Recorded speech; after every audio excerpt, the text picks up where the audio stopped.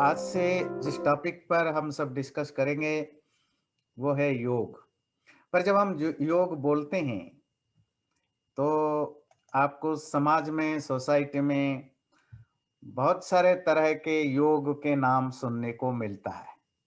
ज्ञान योग, कर्म योग, हम्म, हठ योग, राजयोग, और उसमें भी बहुत सारे वेरिएशंस मिलते हैं।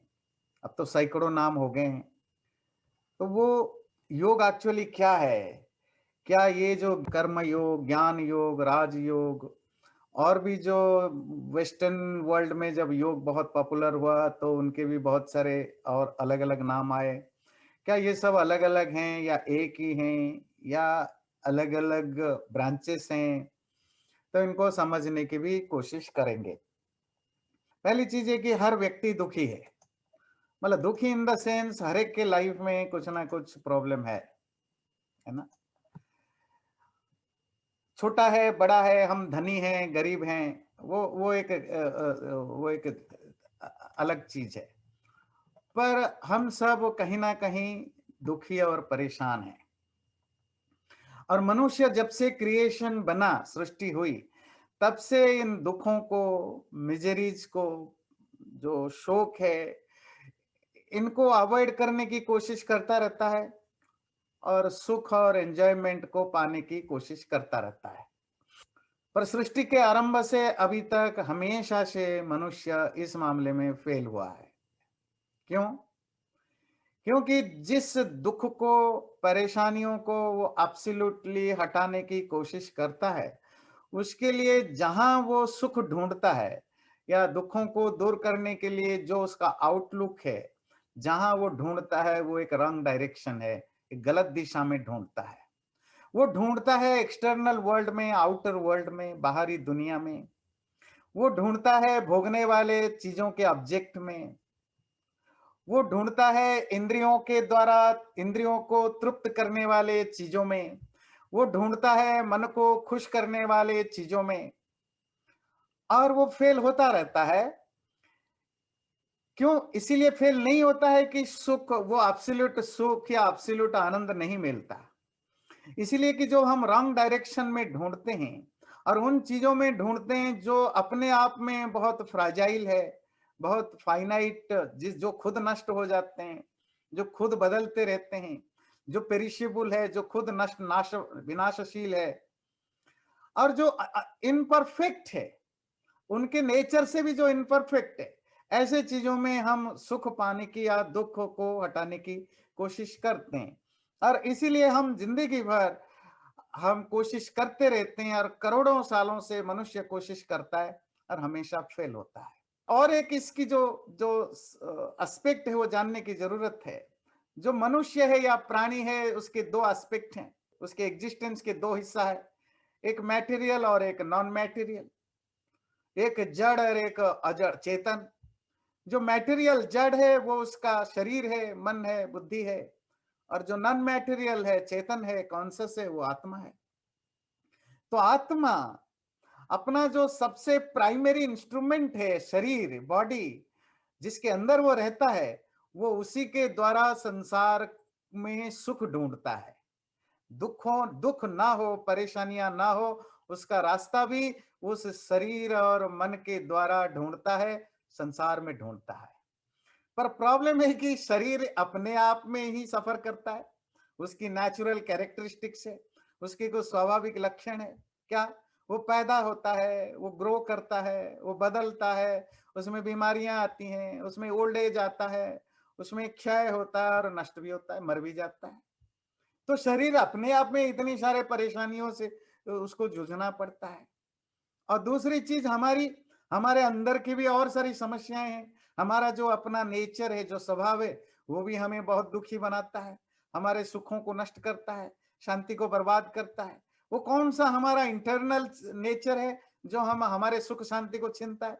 हमारी अपनी गुस्सा, हमारे हैट्रेड, नफरत, हमारी जेलेसी, हमारे एनवॉय एनवीज, हमारा जो फ्रस्ट्रेशन है, हमारे जो हर चीज के प्रति दो डिसअपॉइंटमेंट, छोटी छोटी चीजों के प्रति, हमारे लाइफ में जो फेलर टू अचीव समथिंग, जो हमारा गोल है हम उसको अचीव नहीं कर पाते हैं, और जो जो बहुत स्ट्रांग पैशन होता है किसी चीज के प्रति, वो काम वासना हो, लस्ट हो, लालच हो, ये सब जो हैं ये आग की तरह हमारे मन को जलाते रहते हैं, हमारे दिल को भी दुखाते रहते हैं। और हमारे पास सब कुछ होने के बावजूद भी हम अपनी इस जो इंटरनल इमोशनल प्रॉब्लम है उसके कारण हम दुखी मिलते हैं। और यहीं पर योग की एंट्री होती है। योग एम्फेटिकली, स्पष्टतया जोर शब्द से ये डिक्लेयर करता है, घोषणा करता है कि despite of all the problems, मनुष्य के जीवन में हर तरह के समस्याएं हैं, उसका कारण कुछ एक्सटर्नल भी है, कुछ इंटरनल भी है, जिसका डिस्कशन हमने किया। उसके बावजूद भी मनुष्य को वो जो सुप्रीम ब्लिस है, जो परमानंद है, जो एब्सोल्यूट जॉय है, वो उसके भाग्य है, वो उसका डेस्टिनेशन है। He has to achieve it and he will achieve it. हर मनुष्य के लिए वो नेचुरली उपलब्ध है, अवेलेबल है, वो उसको अचीव कर सकता है। और वो जो आनंद या खुशी है, उसको पाने के लिए मरने की जरूरत नहीं है, वो कोई पोस्टमार्टम अटेनमेंट नहीं है, या शरीर को छोड़ने के बाद ही मिलेगा, ऐसा नहीं है। वो परम सुख आप इसी शरीर में भी पा सकते हैं, इसी जीवन में भी पा सकते हैं, जीवन को त्यागने के बाद भी पा सकते हैं। कणाद की भाषा में अभ्युदय और निश्रेयस, ये दोनों मनुष्य का डेस्टिनी है। इस जीवन में भी वो खुश रहना उसका हक है, मरने के बाद भी परम सुख रहना उसका हक है। पर वो हक को, राइट को ठीक से जानना और ठीक जगह ढूंढ हम नहीं पाते हैं। और वो सुख और आनंद सबके अंदर है, बस उसको ढूंढने की सही जगह पर, सही तरीके से, सही इंस्ट्रूमेंट के साथ ढूंढने की जरूरत होती है। इसीलिए हमारे वेद और वैदिक शास्त्रों का जो एक फंडामेंटल टीचिंग है, जो एक बहुत मूलभूत जो जो वो मैसेज देते हैं, कहते हैं कि तुम्हारा जो इनहेरेंट नेचर है मनुष्य का, वो तो आत्मा के साथ जुड़ा हुआ है, शरीर और मन के साथ नहीं है। हमारी प्रॉब्लम यहीं पर है। हम अपने आप को शरीर से आइडेंटिफाई करते हैं, हम अपने आप को माइंड से आइडेंटिफाई करते हैं, और एक्चुअली जो हम हैं उसको नोइंगली अननोइंगली हम उसको इग्नोर कर देते हैं। और वो कौन है? तुम्हारा जो असलियत है वो तुम्हारी आत्मा में छुपी हुई है। वो आत्मा जो शुद्ध है, बुद्ध है, निरंजन है। मदालसा की भाषा में, माँ मदालसा की भाषा में, शुद्धोसी बुद्धोसी निरंजनोसी। तुम्हारी जो असली स्वरूप है, आत्मा है, वो एसेंशियली ये प्योर है, डिवाइन है, इटर्नल है, स्टेनलेस है। पर मनुष्य उस चीज को समझ नहीं पाता, रियलाइज नहीं कर पाता। क्यों नहीं कर पाता? Because of its bondage to the mind and body. मन और शरीर के साथ जो उसकी बंधन है, जो अटैचमेंट है, वो इग्नोरेंस जो है, वही इसको ये समझने नहीं देता है कि तुम शरीर ही नहीं, मन नहीं, तुम आत्मा हो जो शुद्ध है, बुद्ध है। और शरीर और मन तुम्हारा इंस्ट्रूमेंट है। तुम इनको यूज करके संसार में सुख पा सकते हो, मरने के बाद भी परम सुख पा सकते हो। इस सुख पाने के लिए परमात्मा ने तुम्हें शरीर और मन दिया। पर तुम्हारे अंदर दुख इतना ज्यादा क्यों है?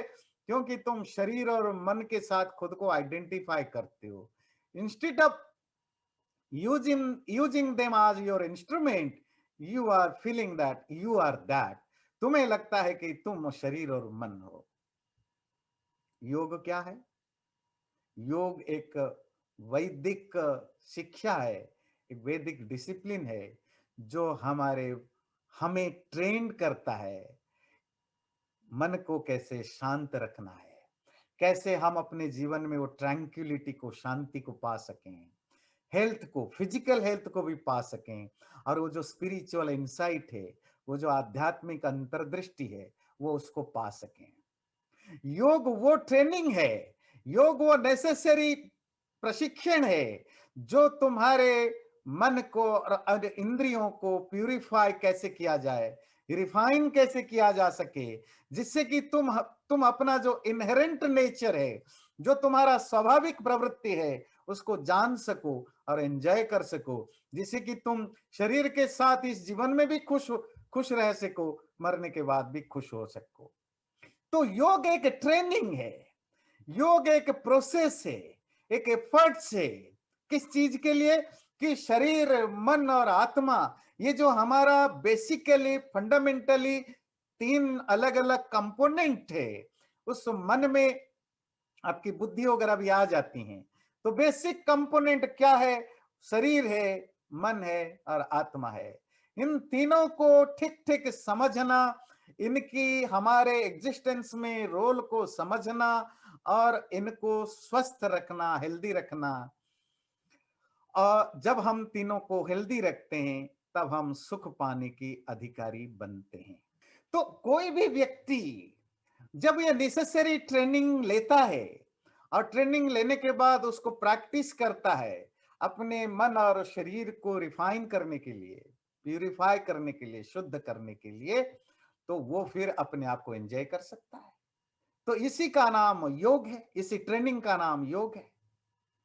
और ये जो एक वैदिक व्यवस्था है, ये जो वैदिक स्ट्रक्चर है, वो तुम्हें ये ट्रेनिंग देता है कि कैसे तुम सुख, शांति और उस स्पिरिचुअल एबिलिटी को पा सकते हो। क्योंकि इसके तीन एंगल है, तीन एस्पेक्ट है, शरीर है, मन है और आत्मा है। तो इन तीनों को साधने के लिए, समझने के लिए और साधने के लिए जो कुछ किया जाए वो योग कहलाता है। तो योग एक सिस्टमिक मेथड है। अपना जो temporary, finite, limited, imperfect, passing objects में से अपने इन्वॉल्वमेंट को विड्रॉ करना, हटाना, उस जो मेंटल और सेंसुअल इन्वॉल्वमेंट जो एक्सटर्नल वर्ल्ड में था, जो फाइनाइट है, लिमिटेड है, वहां से हटा करके जो तुम्हारा डिवाइन स्वरूप है, जो इन्फिनिट स्वरूप है आत्मा, उसकी तरह लेने की कोशिश करना। और योग एक सिस्टमिक मेथड है जो तुम्हारे जो पर्सनल मूवमेंट है उसको इम्पर्सनल की ओर और ये शरीर और मन से ऊपर शरीर रहित आत्मा की ओर ले जाना, और तुम्हारे इंडिविजुअलिटी से, व्यष्टि से समष्टि, वो ब्रह्मांड की ओर ले जाना, और आत्मा से परमात्मा की ओर ले जाना। At the end of the day उस परमात्मा को जानना, प्राप्त करना और उसके साथ मिल जाना, उसी के इस परमानंद को भोगना। ऋग्वेद का सुंदर मंत्र है, युंजते मना उत युंजते धियो विप्र विप्रस्य बृहतो विपश्चितः विहोत्रा दधते वयुना विदेक इन्महि देवस्य सवितुः परिष्टुतिः।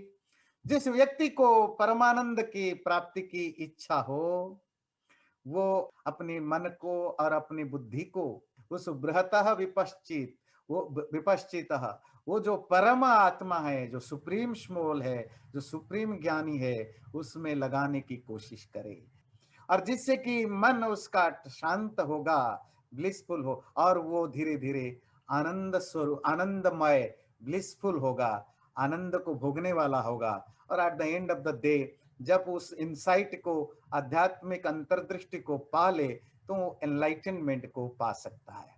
इसी तरह यजुर्वेद का यह मंत्र है, युंजान प्रथमं मनस्तत्वाय सविता धियः अग्निर्ज्योतिर्निचाय पृथिव्या अध्याभरत।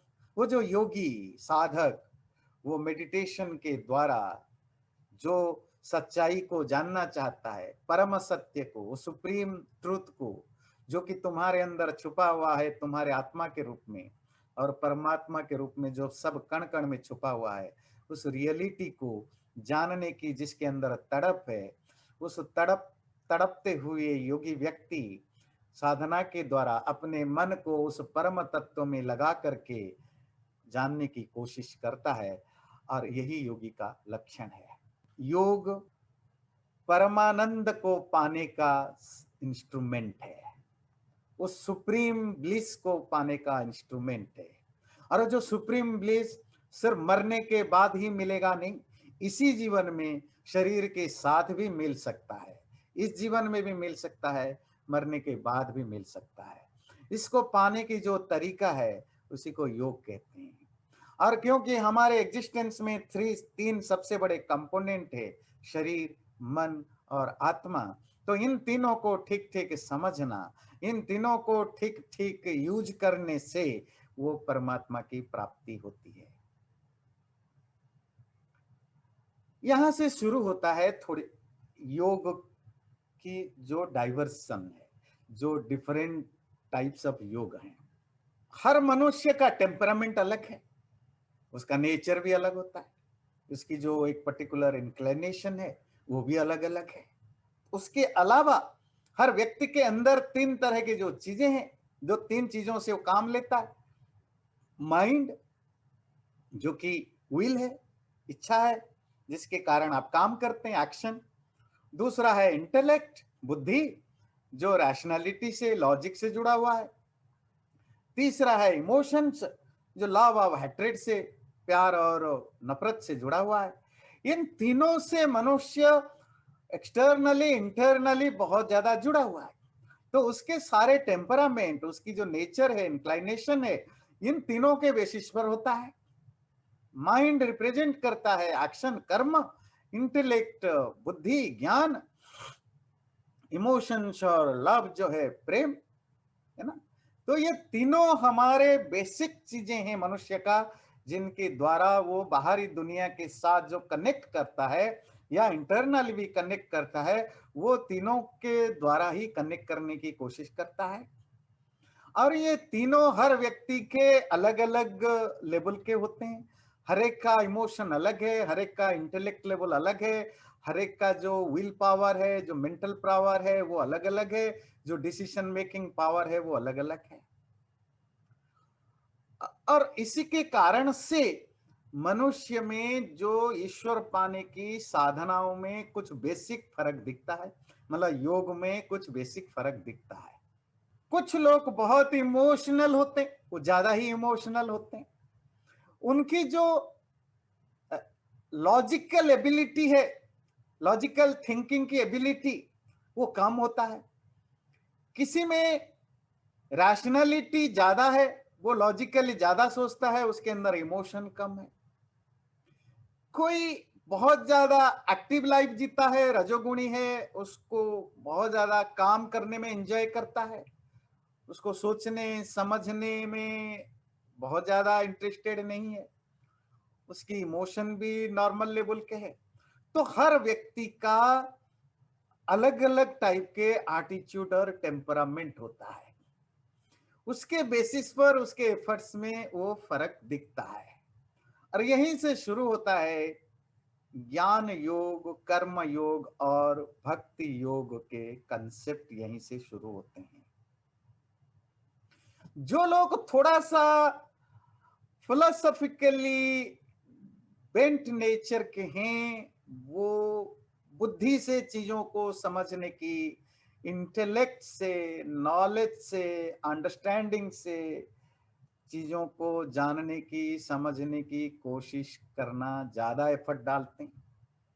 जो लोग, जिन लोगों का नेचर ज्यादा प्रोडक्टिव एप्लीकेशन की ओर इंक्लाइंड है, कुछ करना, कुछ रिजल्ट मिलने वाली चीजें करना, फिजिकली, मेंटली, ओरली एक्टिव रहना, वो लोग ज्यादा प्रिफर करते हैं हम काम भी करते रहें और उस परमात्मा को, परम सत्य को भी पाने की अपने कर्मों के द्वारा कोशिश करते रहें। उसको हम कर्मयोग कहते हैं। और जो लोग बहुत ज्यादा इमोशनली बहुत ज्यादा झुके हुए होते हैं, जिनका इमोशनल साइड बहुत स्ट्रांग है, वो प्रिफर करते हैं प्यार से, है ना, इमोशन के थ्रू परमात्मा को पाने या जानने की जो रास्ता है, उसमें उनका इमोशनल लेवल हाई रहता है, जिसमें प्रेम होता है, भक्ति। यहीं से शुरू होता है ज्ञान योग, कर्म योग और भक्ति योग। पर बेसिकली जो जानने की चीज है, योग एक है, अलग अलग नहीं है। योग एक ही है, अलग अलग नहीं है। बस हर व्यक्ति किसी में कौन सा चीज डोमिनेट करता है, उसके हिसाब से थोड़ा हमें योग अलग अलग दिखने लग जाते हैं। इसको आप ऐसे समझिएगा, जनरली आप देखेंगे दुकानों में जाएं, वहां लिखा होता है ना, लखीराम एंड सन्स, वो दुकान का नाम होता है ना भाई, अशोक गुप्ता एंड ब्रदर्स। इसका क्या मतलब है? मतलब है कि इस दुकान में जो पैसा इन्वेस्ट हुआ है, उसमें अशोक गुप्ता और उसके भाइयों का पैसा इन्वेस्ट हुआ है। पर अशोक गुप्ता का नाम ज्यादा क्यों है और बाकियों का ब्रदर्स क्यों है? तो अशोक गुप्ता की जो शेयर है वो 60% होगा, 70% होगा, 50% होगा। बाकी जो 3-4 भाई हैं उनका शेयर 10%, 12%, 15% होगा। अल्दो सबका उसमें कंट्रीब्यूशन है, पर नाम अशोक गुप्ता जी का है। आजकल जो कॉर्पोरेट फील्ड में आप देखते हैं, करोड़ों लोगों का शेयर होते हैं, मतलब आप भी मालिक हैं, you are also owner of that particular company. आपकी ओनरशिप कितनी है? मान लीजिए आपने $1000 का शेयर खरीदा है, तो आपका उसमें $1000 की ओनरशिप है। किसी का 10,000 की है, किसी के 20,000 की है, किसी की 500 का है, किसी को 100 का है, किसी के 1 लाख का है। पर कंपनी का नाम किसके बेस पर चलता है? जिसका सबसे ज्यादा शेयर हो, जिसका 50% से ज्यादा शेयर हो, वो उस कंपनी का मालिक कहलाता है। डिसीजन वही लेता है। वही है, सपोज मेरे अंदर, मुझे योग साधना में परमात्मा को पाने के लिए मुझे 3 चीजें करनी है। मुझे काम भी करना है, एक्शन एक्टिव भी होना है, कुछ ऐसे काम करना है। मेरा इमोशन भी, मेरे अंदर प्रेम भी होना चाहिए परमात्मा के प्रति, और मेरे अंदर वो समझ, अंडरस्टैंडिंग, लॉजिकल अंडरस्टैंडिंग होनी चाहिए। किसी परमात्मा को मैं जान सकूं, जो नहीं है उसको मैं डिस्कार्ड कर सकता हूं, जो है तो उसको मैं मान सकूं। पर मेरे में, मैं थोड़ा इमोशनल व्यक्ति ज्यादा हूं। मैं शास्त्र भी पढ़ता हूं, साधना भी करता हूं, पर मैं ज्यादा हर चीज में मैं इमोशनल हो जाता हूं। प्रेम मेरे अंदर ज्यादा है, तो मेरे अंदर भक्ति, प्रेम भक्ति का इंग्रेडिएंट होता है, तो मैं बहुत ज्यादा भक्ति पर जोर दूंगा। एक व्यक्ति बहुत कम इमोशनल है, उसके अंदर इमोशन लेवल बहुत कम है, शायद वो प्रेम नफरत इन चीजों में नहीं पड़ता। वो परमात्मा को, अपने को जानने के लिए कोशिश, एफर्ट्स करता है, दैट इज कर्म, और उसको रियलाइज करने के रास्ते में जाता है, लॉजिकली रैशनली समझते हुए जाता है। प्रेम भी जरूरी है, भक्ति भी जरूरी है, भक्ति उसकी कम, वो गौण बन जाते हैं, और जो ज्ञान है, बुद्धि है, वो प्राइमरी होता है, बाकी जो के सप्लीमेंटरी होते हैं, हेल्पिंग हो जाते हैं, सहायक बन जाते हैं। कोई कर्म उसके लिए प्राइमरी होता है, भक्ति और ज्ञान उसके लिए हेल्पिंग हैंड हो जाते हैं। पर जो चीजें हमें ध्यान रखना, कि तीनों एक्सक्लूसिव नहीं है। ऐसा नहीं है कि आप सिर्फ प्रेम करते जाओ और आप आपको आपको परमात्मा की प्राप्ति हो जाएगी, आत्मा की प्राप्ति हो जाएगी, आनंद की प्राप्ति हो जाएगी। इम्पॉसिबल। आप सेल्फलेस काम करते जाओ, निष्काम कर्म करते जाओ, और आपको समाधि की प्राप्ति हो जाएगी। इम्पॉसिबल। आप मेडिटेशन करते जाओ, मेडिटेशन करते जाओ, शास्त्र पढ़ो, मेडिटेशन करो, अचीव हो जाएगी, हो ही नहीं सकता। किसी भी चीज में जब आप एक्सक्लूसिव होते हैं, उसका साइड इफेक्ट होता है। रावण भी बड़ा ज्ञानी था, पर राक्षस था। केवल जब ज्ञान होता है, जब एक्सक्लूसिव ज्ञान होता है, वो आपके अंदर ईगो लाता है। केवल अगर आप इमोशनल होते हैं, तो वो आपको ब्लाइंड बनाता है, इरेशनल बनाता है, आपको इलॉजिकल बनाता है, और आपके अंदर अज्ञान, अंधकार ज्यादा लाता है, तो आप एक ब्लाइंड बिलीवर बन जाते हैं। अगर आप सिर्फ कर्म करते हैं, मेहनत करना जानते हैं, तो आप एक वर्कर बन सकते हैं, एक बढ़िया काम करने वाले वर्कहोलिक बन सकते हैं। पर जब तीनों के अंदर कॉम्बिनेशन होता है, ज्ञान, कर्म और उपास भक्ति, तब आपकी साधना परफेक्ट होता है। हाँ, इसमें ये फर्क होता है, अगर भक्ति की मात्रा ज्यादा हो, प्रोपोर्शन ज्यादा हो, उसको हम भक्ति मार्ग कहते हैं, भक्ति योग कहते हैं। अगर उसमें ज्ञान की मात्रा ज्यादा हो, तो उसको हम ज्ञान मार्ग कहते हैं या ज्ञान योग कहते हैं। अगर वहां कर्म का मार्ग ज्यादा हो, कर्म का प्रोपोर्शन ज्यादा हो, तो उसको कर्म मार्ग कहते हैं। पर बाकी दोनों उसमें इन्वॉल्व रहते हैं, तीनों को आप एक्सक्लूड करके नहीं देख सकते हो, तीनों मिलके चलते हैं। तो जैसे कि हमने जाना, ज्ञान, कर्म, भक्ति, ये तीनों व्यक्ति के टेम्परामेंटल डिफरेंसेस के कारण, एटीट्यूड के डिफरेंस के कारण अलग नाम होते हैं, और वो तीनों एक दूसरे से इंटरओवन होते हैं। जिसका पलड़ा भारी होता है, उसी के नाम से योग का नाम पड़ जाता है। शब्द ध्यान रखिए, ज्ञान योग, कर्म योग, भक्ति योग, इन चीजों की चर्चा हम बाद में करेंगे। पर सोसाइटी में, आज की सोसाइटी में हम जो ज्ञान योग या ज्ञान मार्ग देखते हैं, कर्म मार्ग या कर्म योग देखते हैं, भक्ति योग या भक्ति मार्ग देखते हैं, वो तो कुछ अलग टाइप का है। भक्ति का मतलब उछल उछल के नाचो, कीर्तन करो, भजन करो, पिटो, अंधाधुंध करो, ऐसा देखते हैं।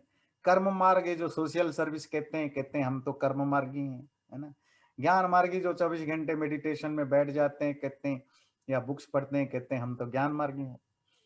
ये 3 मार्ग के अलावा आजकल और भी 2 मार्ग दिखते हैं, 2 योग दिखते हैं। हम उन सबको डिटेल में डिस्कस करेंगे। एक होता है हठ योग। हठ योग जो शरीर से डील करता है, और एक राजयोग है, वो भी हम समझेंगे। तो हम इस योग सीरीज में 5 तरह के जो आज के टाइम पर प्रिविलेंट योग के डिफरेंट एस्पेक्ट है, उन पांचों योगों का चर्चा करेंगे और जानेंगे एक्चुअली इन रियलिटी क्या सही है। चैनल को सब्सक्राइब जरूर करें और वीडियो अच्छा लगे लाइक भी जरूर करें।